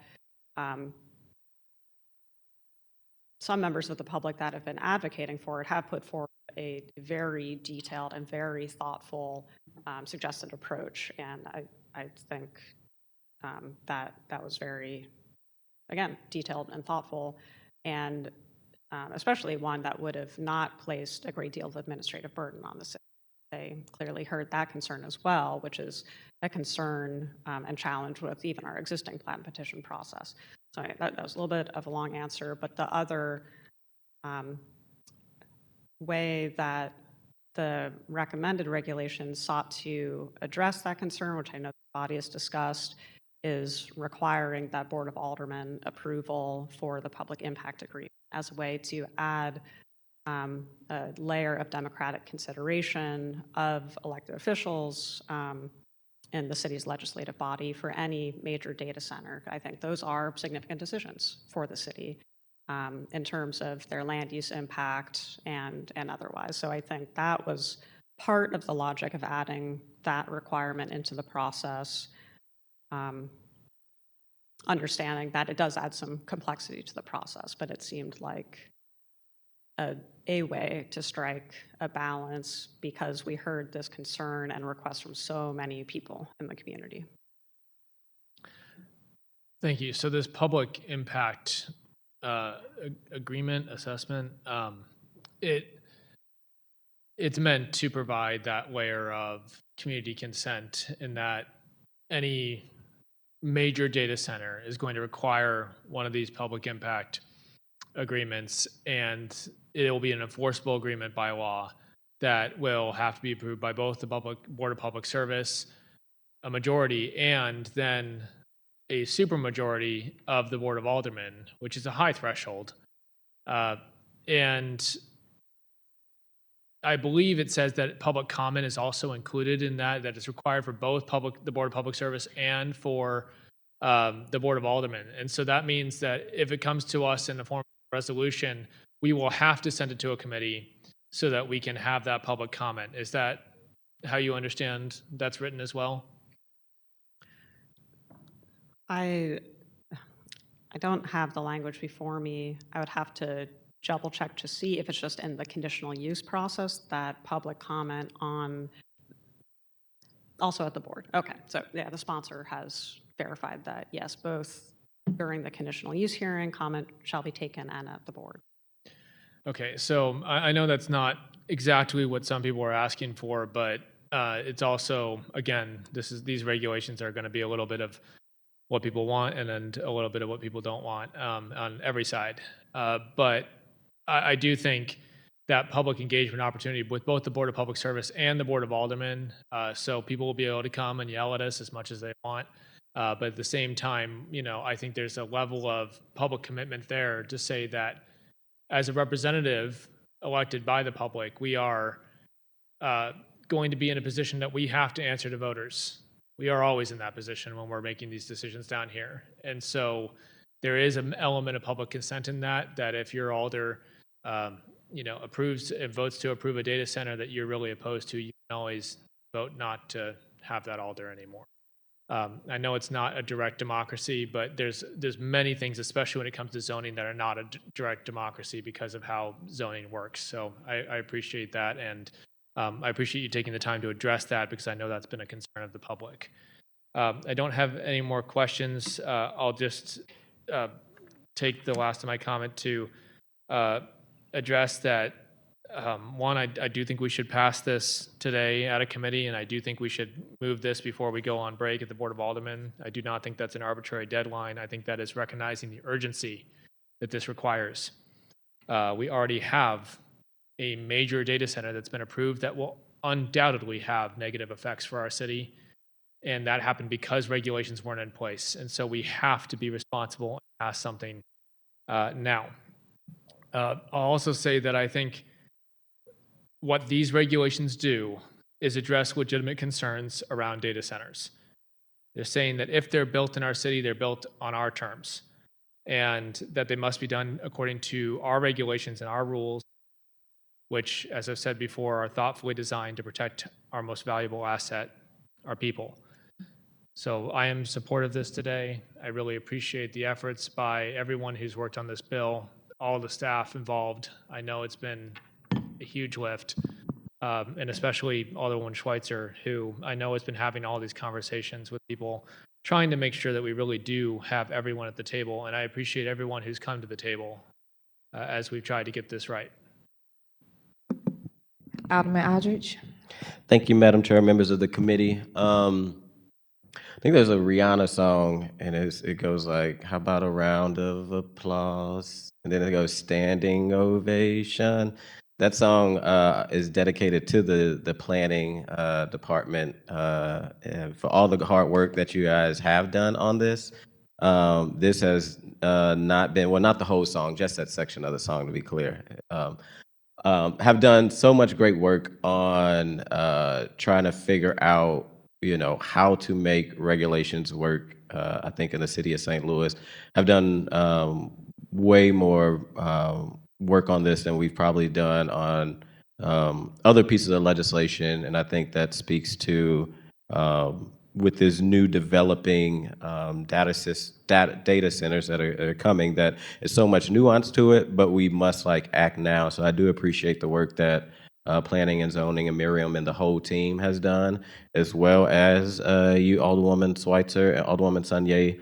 And I want to be clear, that sits on the Planning Commission as members of the board, as well as Gramindia, who's a staff of the President office. Not the whole office sits there, but a staff member. So I'm very thankful for the work that you all have done. And I want to commend Alderwoman Schweitzer. One of my concerns that I brought forward was making sure that the current data centers that are here not so much are being protected, but that as we're creating new rules, that they're at least able to fit into that progress or that process. So, and I know you've been getting a bunch of phone calls from not just existing ones, but from a lot of people, and I do appreciate the work that you have done on that and the conversations that you've had, at least with me, and I've had with you, to be educated on the nuance of all this data center stuff, and definitely understand that we need regulations. I don't believe anybody on this committee, at least after talking with everybody, is not against regulations. With that being said, I do also agree to some sentiments of Alderman Cone. And I know have had conversations with you, Alderwoman Schweitzer, at least if we can get this amendment, at least for me personally, the amendment with the existing data centers, that, you know, I could see myself being in support of the bill, which I'm already in support of, but that was a concern that you brought forward, or a concern I brought forward to you. Yesterday, when the amendment came for the recs, I did vote present on that because I think that is still an outstanding, at least for myself, and still outstanding of what exactly does that mean. It seems like you and Alderwoman Sanye had meetings with like Ameren, trying to figure out that language to see how like that renewable energy could work. And it doesn't seem like, I guess, the language that maybe you all have with Ameren is the same language. Would you, yeah, if you could speak to that? Okay, so we met with Ameren and some of the different stakeholders in the bill last week. After that meeting, they provided some definitions, which we took verbatim for bundled and unbundled recs. They also provided a guidance that they didn't believe that they had a belief that they could meet the 10-year goal if it was a combination of bundled and unbundled recs. And the unbundled recs, as previously stated, are without any retirement of credits, which means that it's sort of, well, you have the definition in front of you probably, but it's just a much less actual renewable energy credit. It's very different than a bundled rec in that way. That is not good enough for what we need to do in the city of St. Louis when it comes to meeting our sustainability plan. So while I appreciate the definition they sent over and the information that they provided, we will have never regulated Ameren or any utility besides our water division. That's the only utility that we have any control over. What we do have control over in this case is land users in this zoning board bill. So what zoning needs to consider is adopted plans of the city of St. Louis, including our comprehensive plan, including our sustainability plan, so that if a standard or a major data center wants to come into the city of St. Louis, they are meeting the goals that we've set, the plans that we've adopted. And so that's what this zoning bill strives to do. At no point did I say Ameren signed off on this. This is what Ameren wants to see happen. That's not even something that I would have ever said, because that's not what happened, one. And two, we don't regulate Ameren. We can't tell Ameren what to do. They can do whatever they want. They can build whatever they want, subject to the Public Service Commission. That is who they have to, that's who tells them what they can and cannot do. I think that when we see data center bans in other parts of the state, I would think this is a lot friendlier and a lot less of a ban than a ban. Mm-hmm. And I think that's really important.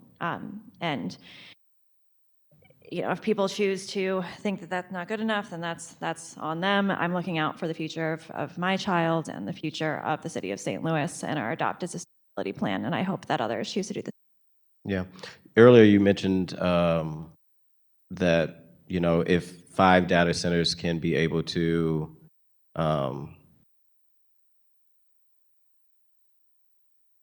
if 5 data centers are able to, I guess, follow the recs, okay, but if the other 5 can't, then maybe they shouldn't be here. Could you kind of elaborate? So we have, if this board bill becomes law, we've set up an application process where a potential data center wants to come into the city of St. Louis. They have to submit, various documents, plans, show what they're going to do, and various requirements. they would have to submit the scope and the plan for how they would meet the renewable energy requirements as outlined in the bill. And so in doing that, they would need to communicate with their electric service provider. In our case, obviously, that's Ameren. We have a monopoly in the city of St. Louis and in the region. And so they would have to meet with them and say, you know, this is how big a facility we want to build. We're qualified as a standard data center. We want to do X number of megawatts. Ameren would say to them whether or not they can meet that and how long it will take them to do it. That's how I assume that conversation would go. That is their, you know, relationship as a customer anyway. They have to go and say, you know, we need this amount of megawatts. Can you provide it? As we've talked about many times, for many months, this industry is going to require a large amount of new energy production. That new energy production will be nuclear, renewable, natural gas, but it will be new energy production. So right now, and a utility that we do not regulate or have any control over is trying to figure out how they're going to meet the demands of their customers. This is yet another demand of their customer if the customer wants to do business in the city of St. Louis. We regulate industries, we regulate different things in the city of St. Louis all the time to meet various plans or goals or, you know, historic districts or what have you. This is a zoning piece of regulation, so it strives to address adopted plans by the city of St. Louis, things that have moved through the Planning Commission, things that have moved through the Board of Aldermen, and have been adopted.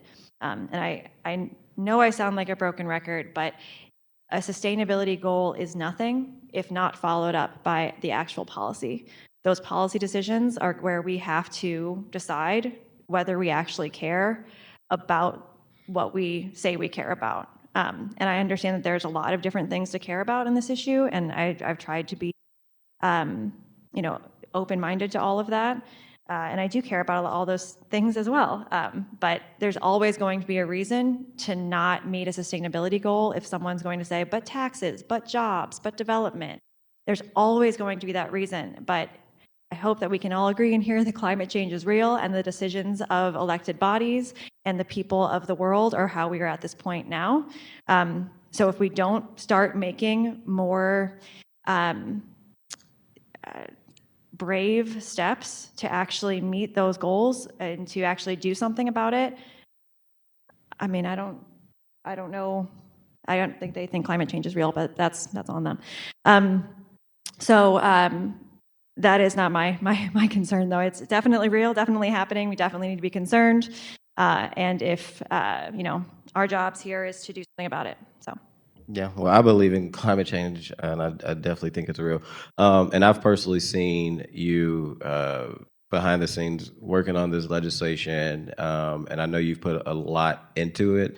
You have also, I think, from probably where you want the bill to be, have really adjusted a lot and got in a place where it is not ideal as the sponsor of like where it started, but I guess my fear of why I would not be opposed to having more time on this is if there's still folks on this committee that have questions as is advanced through the board, what I don't want is it to get to the Board of Aldermen and we don't either have the support, and I'll be straight up, or it looks like for the Channel 2, 4, and 5, or the people that won't be happy if it don't get passed, that we couldn't pass regulations at the board, which I don't think we're that far from being able to do it. Clearly, there's already going to be special meetings called. I think you're down to have special meetings. It sounds like the president is down to have special meetings.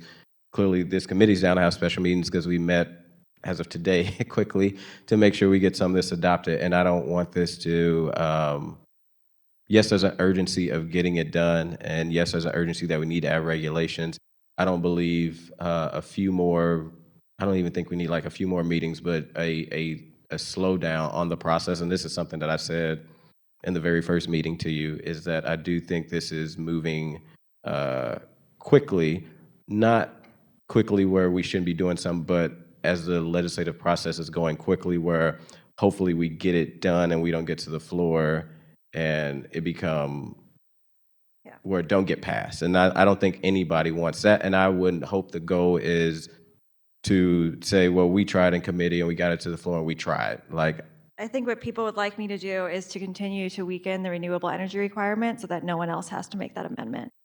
And if people want well, to I'm make not it, they people. can bring that forward. I'm not people. What I would like is, I think there's clearly other folks outside of this committee, which it will go to the floor. They'll have the opportunity, but I don't think the pathway is there yet, because there has been so many nuances. Literally, as of like yesterday, we did adopt like 8 amendments, and then we came in here and we adopted some more amendments. And I know you don't plan to suspend the rules tomorrow to fast track it, but I do think with more conversations, it could be, I believe, a pathway to be able to get it done on the floor, which I don't see now, especially with some of the amendments that did come. And I don't want the goal to be that we don't get it done at the full board. And that is just my opinion. I know we may disagree, and I know we have been talking about this several days, and I really do appreciate the open dialogue and conversation. I just don't want it to get to the floor and it become, I'll be straight up, like a circus. Not necessarily because of the work that you've done or the work that planning has done, but just because of some of the nuance of all of this, and ignorance in a way that people don't understand and not educated on it. I've been getting educated during this process literally because of these last few hearings. And I think there's going to be a lot of that on the floor to try to get it done before summer break. And I would ask for you to, hold the bill so that we can work out as much as possible in committee before it does go to the floor. And other members also may have those same concerns. What do you feel still needs to be worked out?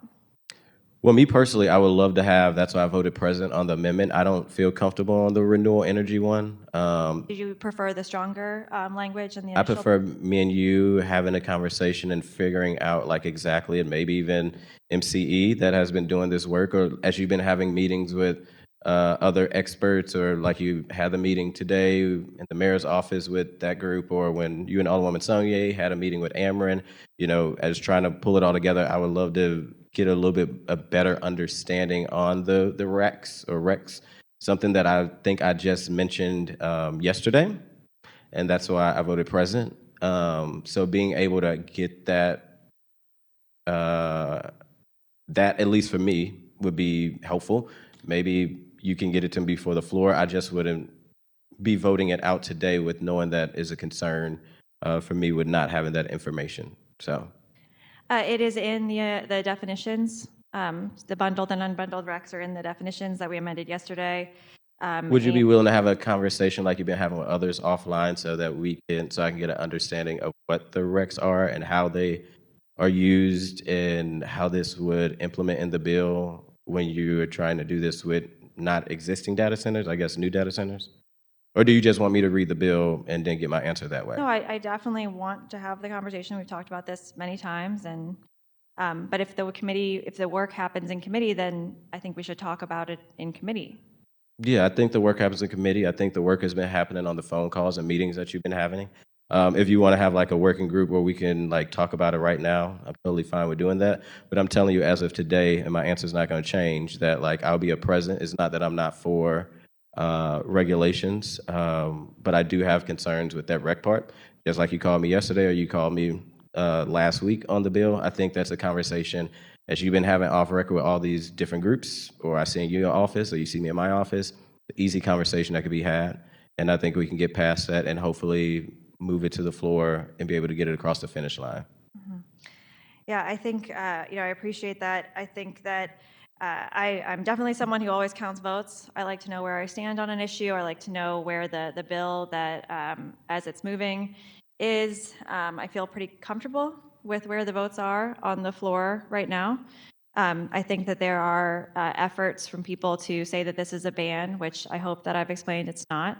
And I think that there are efforts to undermine our city sustainability plan by saying that somehow that it bans data centers, and that therefore it is not. I want to take out the side noise. I'm not talking about what people are saying. I'm talking about what the alderman of the 14th is saying. I know there's been phone calls going back and forth. I'm not talking about who's called you or who's called me or who's called other alders.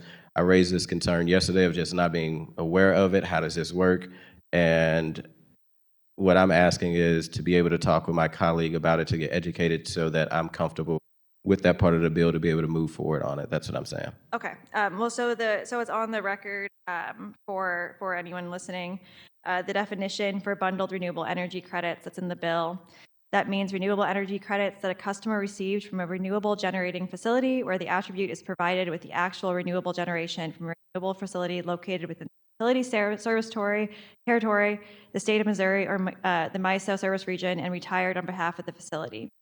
An unbundled renewable energy credit means RECs that a customer received from a renewable energy generating facility where the attribute is provided without the accompanying renewable energy generation. However, the attribute must be from a renewable energy generating facility located within the utility service territory, the state of Missouri, or MISO, and retired on behalf of the facility. So the big change there is with actual renewable energy generation within bundles, without from unbundled.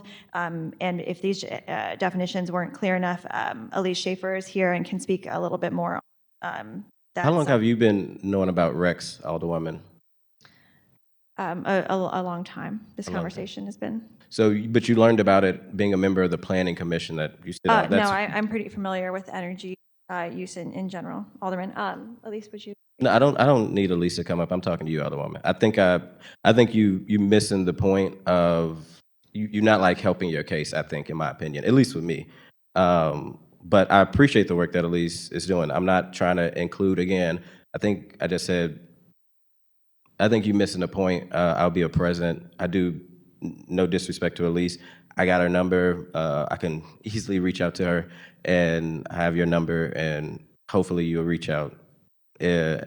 Since I got a concern on your bill, but I'll be a president today, and I'm done. Thank you. Vice Chair Sonia.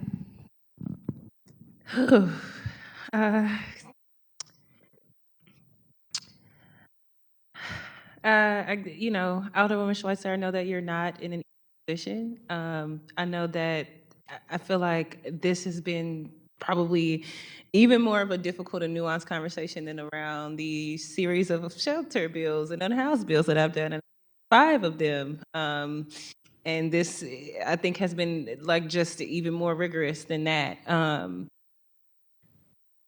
I think that I'm very aligned with Alderwoman Schweitzer. I think that's very clear.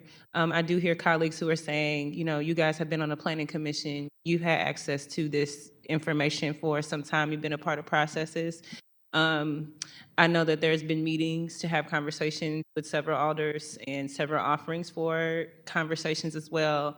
And I just want to be honest with my point of hesitancy. And I only speak for myself and for the 7th Ward. I do not trust the city of St. Louis when it comes to data centers.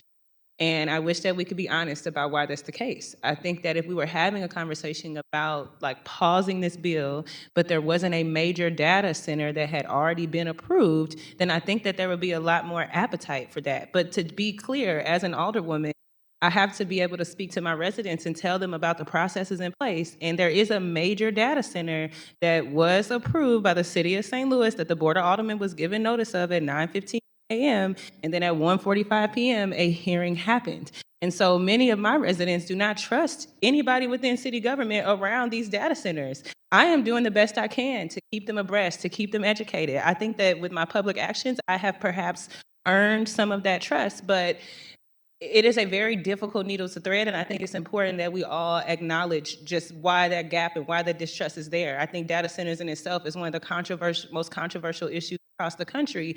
But then when the city of St. Louis had an opportunity to at least create a process that was actually transparent, that was actually inclusive, I don't think that we did that because we're having this conversation while a major data center is approved. Had there been, to me, proper respect to the Planning Commission to say, we will hold on approving this until you guys get your recommendations in place, then I think you would have a lot more time for this conversation. But that didn't happen, and that's not the case, and that's not where we are. And so, in that regard, I think that that is some of Alderwoman Schweitzer and I's frustration on this matter, is that we really did beg and ask, can you please wait and hold on this? Can you let the Planning Commission complete their work so that we could avoid a situation like this? I really do not want to see a board bill, if it is to make it out of committee and we've got 2 presidents. I don't know what that looks like on the floor, but to be honest, at a time where public trust for government is at the lowest, if there is a situation where this board fails to pass regulations, take a vote on them, the headline will say the Board of Aldermen, regardless of the positions that we individually take. I know the headlines are the Board of Aldermen failed to pass regulations for data centers, and the public's distrust of us is going to increase even more. And so I, just feel like that is all very important to put on record and to put into context. I do deeply, I will say, I know that Alderwoman Schweitzer is usually, I think she's been quoted on the mic several times saying, I really appreciate when we're able to have, conversation and we're able to work this out. And I think that there has been many offerings of meetings, many offerings of conversations. I understand that folks are saying, well, I didn't get the chance, Planning Commission's own conversation. Yes, and respectfully, as an alderperson, you can email Miriam Keller at any moment and tell her that you want to meet and you want to talk about things. You can email any staff member of the Planning Commission and they will likely email you back and say, thank you for reaching out to me, Alderman. When can we set that up? Some of it is kind of proactively on us as alders. If it's a conversation that's happening in an email, I know I have across the city to kind of take that up. And at the same time, I think where we are in this moment, my goal, this entire process has been to get some regulations in place. And I'm really nervous and unsettled in my heart right now because I don't know that we're in a place where if folks are not comfortable right now, we're going to get there on the floor. And I think if we get on the floor and it doesn't pass, it is going to just further sink and hurt relationships with the public. So I'm not really, I'm clearly a co-sponsor of the bill. I'm supportive of the bill. I do think a lot of work has gone in to get us to somewhere that is plausible. I do think that saying that no type of renewable energy requirement is feasible is, to be honest, I think that's just much more aimed at the interests of folks who want to build these facilities. And I think that it neglects the part about human impact and how it impacts the people of the city of St. Louis. And I think we have tried, we have asked, I have still asked right now, if this is not feasible, what is feasible? Does somebody have an amendment that they want to bring forward so we could talk about a number that's feasible? Because I think Alderwoman Schweitzer has done it, and I think her amendment yesterday was an attempt to bring us to a point that was a little bit closer. So if that doesn't work, at what point all of us really kind of dig in deeper and get an amendment? If there's an ask for time, for more time, I would love to know, and I know that can be a discussion with the chairwoman and a discussion with the president Board of Aldermen. What does that time look like? Because are we saying that the timeline is, when we come back? Are we open to having special meetings? I think there's just a lot of distrust and a lot of lack of clarity on kind of next steps.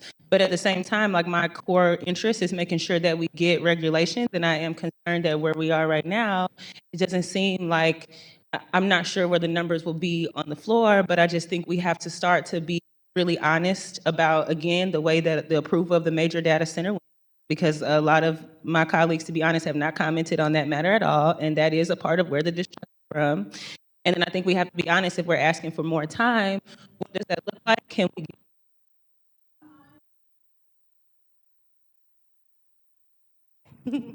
Boop, boop. Can we give a timeline? There's a planning commission meeting that has to happen. This has to go to planning. So do folks want to meet again after planning, which is this month? I just really want us to figure out what it looks like to get there. And I think we can get there. I think we're really close. I think people are open to the conversation, but I'm not interested in a continual kicking of the can and a continual delay without specific feedback on what the next steps are. And I think a lot of specifics have come from the Alderwoman. A lot of specifics have come from the Planning Commission. If folks need more time to get comfortable, I understand that this is a nuanced conversation. And so my ask to just my colleagues would be if there's an additional timeline, what does that timeline look like? Are we committed back? We're supposed to go down July 10th. Are we committed to having special meetings? Are we committed to, meeting right after the Planning Commission? What does that look like? And I think that the Alderwoman, for all of her work, I think she deserves clear timelines. And really, I think that the people of the city of St. Louis deserve some clear timelines if that is the decision that we're going to make here. And yeah, that is just the heart of it. And so, yes, thank you again to everyone for participating in this conversation. Alderwoman, you know, I'm very supportive of you. I'm a co-sponsor of the bill for a reason. I plan to vote for this bill, but I also do want to make sure we are being mindful of where we are and where we're going to be on the floor, because I can only speak for myself, but I'm going to go back to my community after we have our meeting. And I know that if I go back to my community after we have the meeting and we have failed to pass regulations, my constituents will be very unhappy, rightfully so. So I'm just very concerned about, you know, where we are and would like some more specificity with some of the acts here. But again, I am supportive, and if there is a vote called, I will vote for it. And I do understand the ask for more time. If the ask is for more time, I think that we should get a clear timeline, and I would love to know that, you know, we are all committed to figuring this out and doing what we can to get this right, which might mean delaying our summer break that we go down for. Thank you. Thank you. I'll speak to some of that. For when this bill goes back to Planning Commission, it needs to go back before third reading.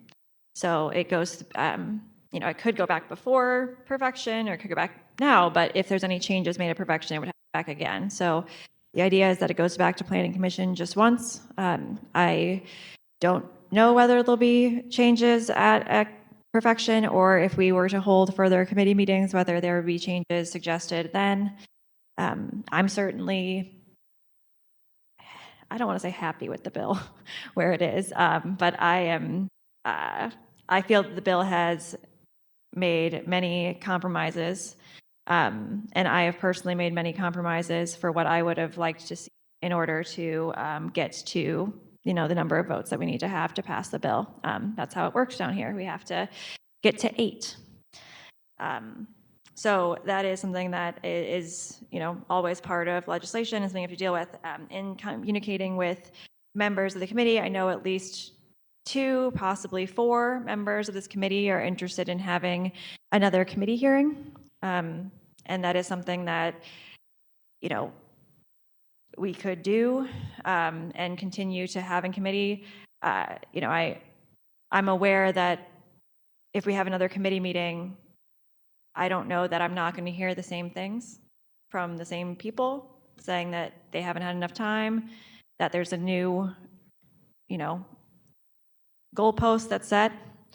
That is something that could happen. And the president of the Board of Aldermen has committed to holding additional meetings as this moves out of committee. So while I didn't plan to suspend the rules tomorrow to move to perfection, just to allow that further, you know, week and a half of time before we move the bill to perfection, to talk again with all of you and all the members of the Board of Aldermen, that we would have perfection next Friday if this was moved out of committee today.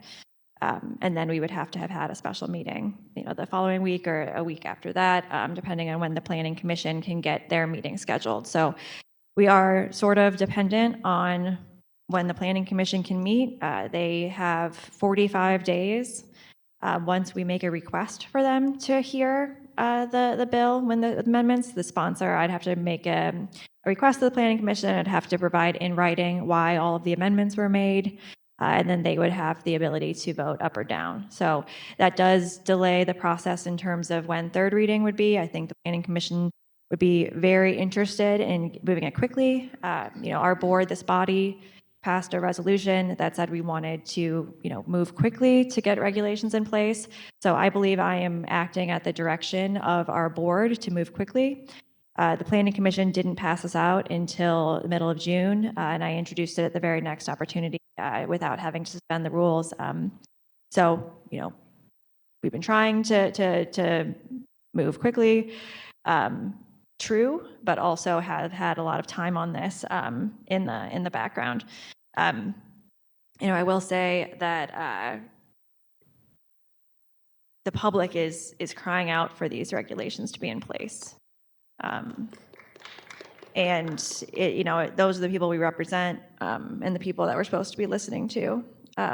But as I've said a million times, if I keep saying it, I know I need to count to 8, ideally have more votes than that on the floor. And I think that on a bill this complicated, this nuanced, and with this many stakeholders who are, wanting it to be a weaker bill, I think that sometimes there are going to be people who are just trying to find reasons to vote against it in order to, appease those stakeholders. So I'm not trying to provide reasons to do that, but I am trying to represent my constituents. So if this committee would like to meet again this coming Tuesday and have further discussion, that works for my schedule. I would love to have a commitment that people would vote to suspend the rules to have perfection on Friday, so that it doesn't actually change our ability to deliver for the people we represent and get regulations in place along the same timeline. So that is where I'm at with it. Alderman Browning. Thank you. Not to delay things further, I just asked for it to come back to me because I'd like to add myself as co-sponsor to this bill. Thank you. And I'll add, I'm not in favor of having another committee meeting. I mean, I'll be here if we do, but I'm not in favor of that. I need your vote, so please show up. Yeah. Yeah, I will. I'll be here as long as it takes and as many times as it takes. But just a reminder for everybody, we just went through a really hard process with the RAM settlement bill and we found compromise. That was a lot of stakeholders to meet there too. And we found compromise and we're on the verge of actually passing something. And I'm really proud of the board for doing that. I will remind everyone that if you feel like you're taking a compromise with this bill, you're not the only one. Yeah. There are those of us who wish these were stronger. So we've got to find something that 8 votes can agree on so that we can deliver for the people of this city. And I think this board is capable of that because I've seen us do it recently. And I'd like to see us do it again. Thank you all. So, Alderman Schweitzer, is your call. Yeah, I am. I hope that we're all working in good faith here. If next week people still say they need more time, I think that I don't even know what to say to that. That'll be a situation in which the people need to answer to their own constituents. I'm certainly answering to mine.